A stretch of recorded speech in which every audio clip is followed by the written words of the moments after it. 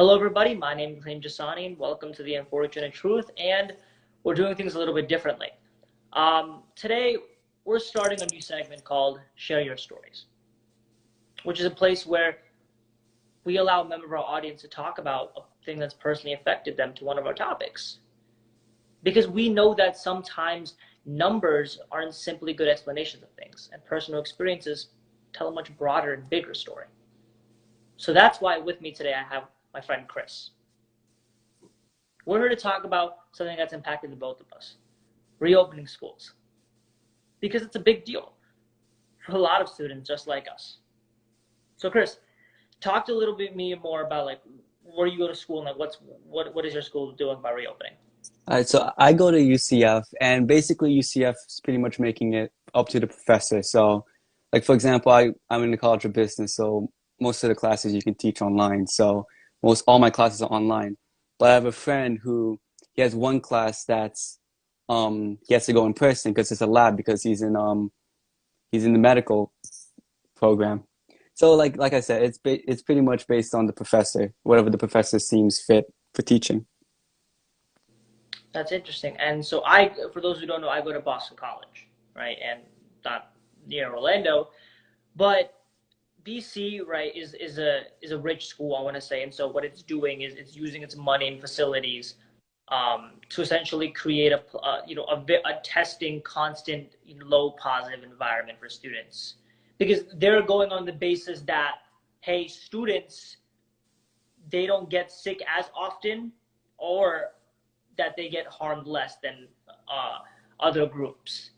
So they're essentially letting kids come, wanting kids to come back, but getting constantly tested, and they have 6 to 26 hour test, but they have an online format which I'm doing, but they didn't advertise that well. A lot of students didn't even know about that, right? So the question is like, what is the right answer to this, right? Is it what UCF is doing, professor choice, right? Is it what some schools are doing, which is hybrid, right? Is it what BC is doing? Because schools, to an extent, do need to open up.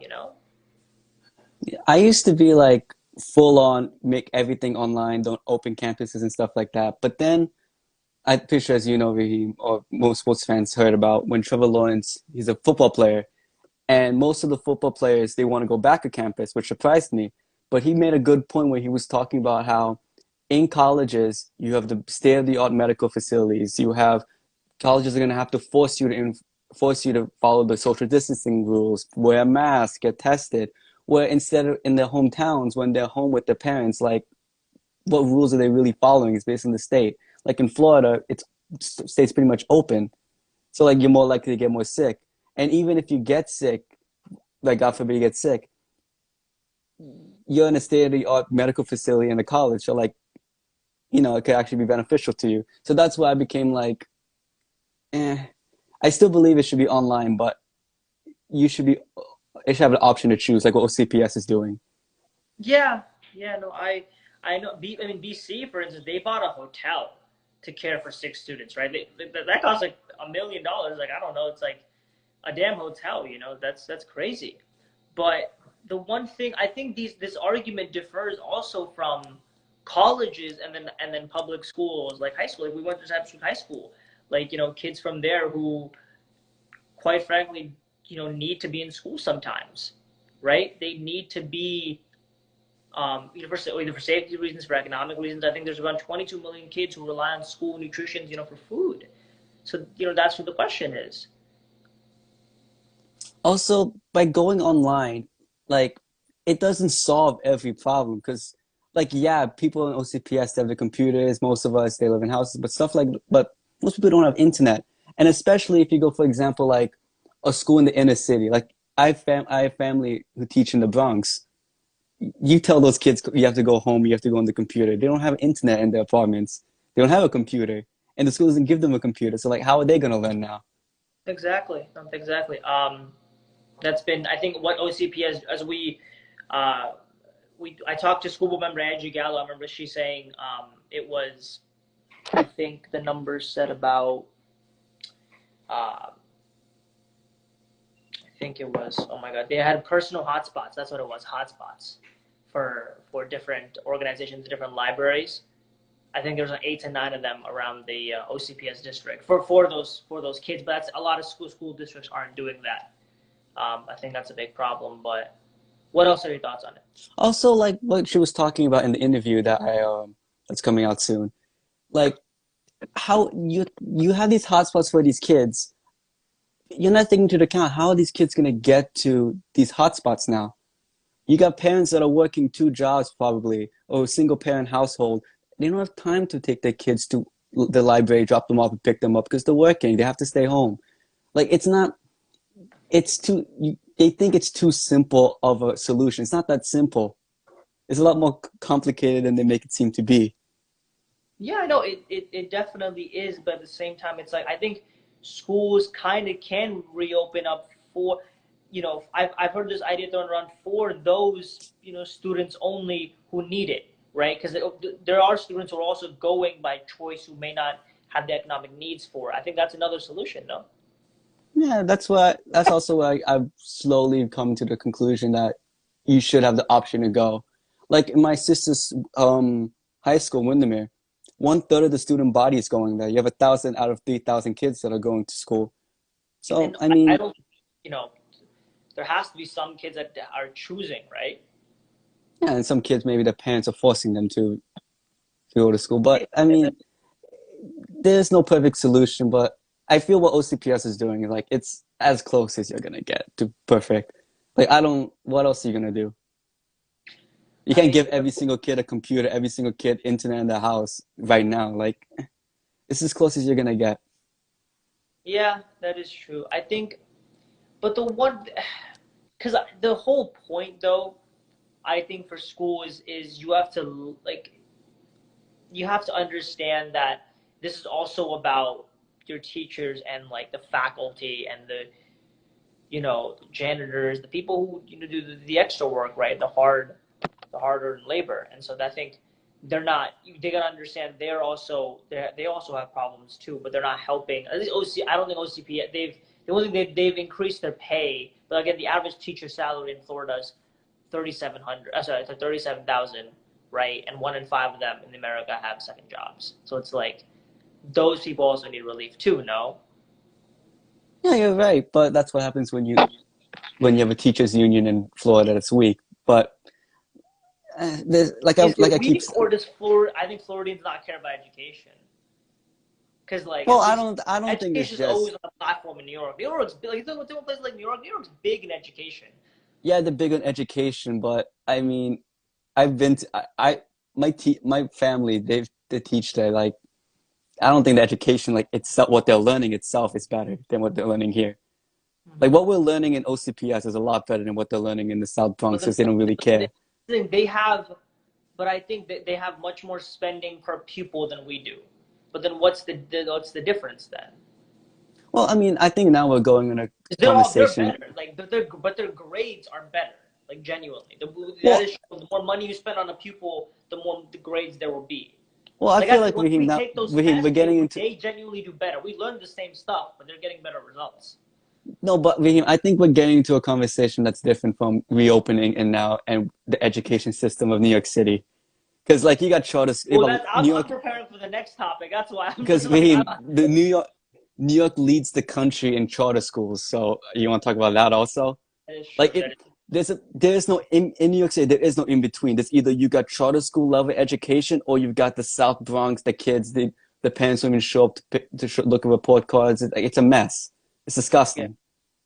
But back to what I was saying, back to what the teachers union argument. It's not that I don't think it's that we don't care about education in Florida. It's just that in the South, unions overall are just not a thing pretty much. Like they exist, but they don't have the same strength as up north. It's another fair point. I mean, it's complicated. All of this is. But the one thing that I think I want to move on to, right? We talked about a lot of things, but then is the practicality of will kids do it? Will kids socially distance? To that extent, right? Because we're not going back to school, but so many kids are. So do you think they're going to? Like what happened with UNC? Like I think you're gonna have a majority that are going to try. They're gonna wear the mask. Are they gonna be perfect socially I think distancing with the maybe friends? later They're though. Maybe not. not now. Maybe later. You know that one like They're frat. gonna get too comfortable. They're gonna get too comfortable. But you're always gonna have one kid or like the 5% that are gonna be idiots and do stupid things. But I think a majority of the people, they're gonna at least in the beginning, they're gonna at least try or go through the motions of, all right, I'm gonna wear the mask. All right, I'm eating lunch with my friend. You gotta keep a distance because the teachers are watching and stuff like that. Yeah, I mean that's a very it's a very complicated argument. But the one thing I could but then what about like college sports? That's a whole different point where it's like, do we reopen that because that you can there is some social distancing exceptions to that because like the MLB is going on. They didn't cancel their season, right? They didn't cancel, So but they why have their can't own they problem. go? They have their own problems with They have their people getting problems, but sick. like, why can't they do it? That's like that's what other schools are thinking too. Like, damn, why can't we do that? I That's another thing that I'm like, I used to be again. I'm surprised that the college students want to play, but like it's kind of hard for you to tell a student body, oh yeah, the MLB is playing, NFL is going to play with fans also. The NFL is playing with fans. Yet I don't even know how that's even a thing. well, soccer is open, everything's open, but oh yeah, college football, you're not going to happen. Also the fact that like these colleges, they need college football to Yeah, happen this yeah, year. the They need the money. Like this is not like oh like a couple million. This is like a multi-million-dollar industry they're making, and they can get away with not having fans there. They just need the TV money. So yeah, that's why like that's why I think college football is gonna happen this year. Like they need this money to happen. yeah. I mean, but then that's a whole. But then that going, I could talk about like, all right, then college football rights, and then the athletes because they deserve some because they're literally putting their lives out at risk. I feel like by even going. They should make What they should do is they should make it optional and don't pull like BS and like, oh, if you choose no, you're gonna lose your scholarship. Like, no, none of that BS. You either yes or no. You can either play this year or you can sit out and you keep your scholarship. Then make it an option. It's a free country. What's the problem? That's what every other sport did also. MLB did it. NBA did it. You could opt out of the bubble and make it the same thing for any college sport. You can opt out if you want. That's There's fair. OCPS high schools are still doing football. How are you going to say no to college football? Say that again. OCPS is opening high school athletics. It is. What the heck? Yes. So that's what I'm saying. How are you going to say that, but you're going to say no to a college? The Yeah. college kids playing. When most of the college kids, for some reason, they seem to want to play. Well, that is a fair point. Um, well, off that, I wanted to talk about just one last thing before we wrap this up is something that I guess impacted me, right? Is what's next, right? That's the one thing that I've always asked myself is where do we go from like to what extent can we keep doing this? To what extent again? Because like mentally, it's also impacting for students. I feel like that's like a one thing no one talks about the mental health aspect of it, right? Where it's like I have only human interactions over Xbox sometimes, and it's like their friend. It is the mental impact of COVID-19. We're gonna talk about that later in the coming months. But it's how does that impact it? Because it's like schools, maybe students need to come back to actually see people. That's something like that. That's the reason maybe college athletes want to come back is because it's mentally safe for them. You gave me some flashbacks with the to what extent when you talked about. But you're right. Like there's some people like they haven't had much human interaction since COVID happened. Like me, I've only been out with my friends. I think only like last week I went out once, and that's it. And another time in July. But like it is getting kind of tough being home, seeing the same faces constantly all the time, going on Xbox, talking to the same people all the time, playing the same games with the same group of 10 people. It's just, but it's tough, and that's the way life is right now. I am optimistic enough that we'll get past it and life will go back to normal. But this is the way we live, and we just gotta make the best out of it. That is the unfortunate truth right there. Yeah, that is the unfortunate truth, Raheem. Right there. And my final thoughts about this, guys, for reopening is that it is very difficult, right? Whether you are the teacher who wants to make, some extra money but can't because your second job is closed, right? It's about, the student who wants to go back to school to come see his friends, but then I can't because of social distancing.